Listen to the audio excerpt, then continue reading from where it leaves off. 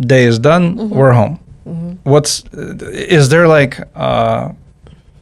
winding off, kind of like winding down? I wouldn't kind of have thing? dinner like right, because some people do have very, very late dinners and then they go straight to sleep. So that's probably not the best idea. So to give a 3-hour, at least 3-4 hour window before falling asleep, because then you've digested.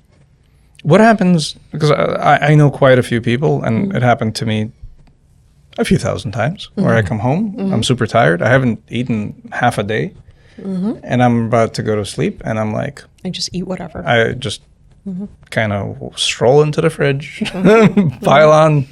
Whatever you're hungry at that point. Yeah, and like, A, how do I stop myself from doing it? And if I can't... well, actually, no. How do I stop myself from doing that? It is trying to make sure that you are eating during the day, because I think that's what the problem is like you go. Yeah. You forget to eat. And then by the time you come home, you're starved. I tell you what worked for me. It was a form of hypnosis. And I'm not I've been to a million of those like hypnotic shows, whatever, hypnotists, and it's never worked for me. Like I don't think I'm sensitive to that. But what I did do, so I want to do this intermittent fasting thing. Well, the hardest part of it was after dinner, stop snacking. You got a full refrigerator, I'm blessed to have, some good stuff that family makes. And so I sat with myself, said, okay, how am I going to do this? Because this is my critical period. I could push away a little bit of the food. I could so done with dinner, made sure that it was pretty much as soon as I came home, so that I did have that 3-hour window before actually hitting the bed, cool, dark, 69, 68 degree bed room with no blue lights, no lights, around the same time.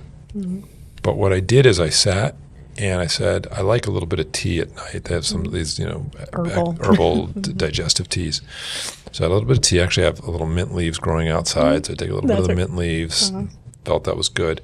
But I said, when I'm done with this tea, I can eat whatever I want before the tea. But I knew I was going to have the tea 3 hours before I was going to go to sleep. So that I would literally like close my eyes and go, once the tea is done, you're done. Once the tea is done, you're done. And was I snacking with the tea? As with he's the looking tea? at a giant cheesecake. No, listen. I would have the cheesecake with the tea. I'd have a piece of the cheesecake with You the got like tea. a gallon of tea. Making sure. 2 gotta o'clock make it in last. the morning. Yeah. So I would try and finish with that regular glass of tea, whatever. You know what I really liked was a little graham cracker in it, whatever. Like that was it. That little bit of discipline cut out 500 calories. Not only cut out the calories of the snacking, but it also caused me to want to go to bed on time because I knew I couldn't eat. I don't want to stay up late and eat.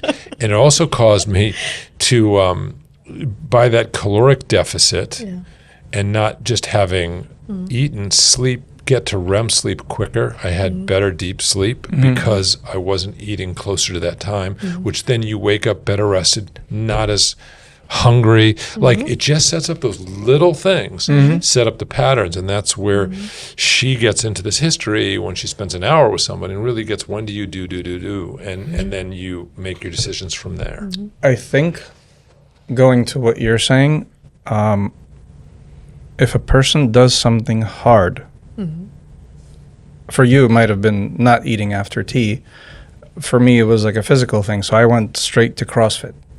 I'm not saying everybody should do it. That's not easy, but it's great. But the psychological factor of after that, I would see like pizza or I would see this. And I'm like, I almost freaking died today.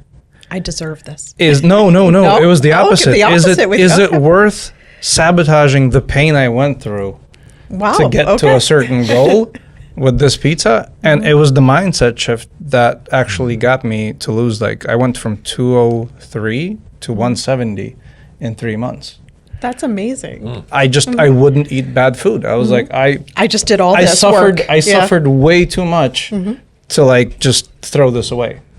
A lot of people think actually the opposite. Like once they're I done think, with those, no, they're no. like, See, I deserve this is the thing. Like when you're doing CrossFit, if you're doing it right, like everybody like goes, "Oh, you're just staring at the ladies' butts." I'm like, "Come with me one time." And at the end, as they're doing it, and they're like trying not to throw up, and I'm like, "What was your thought?"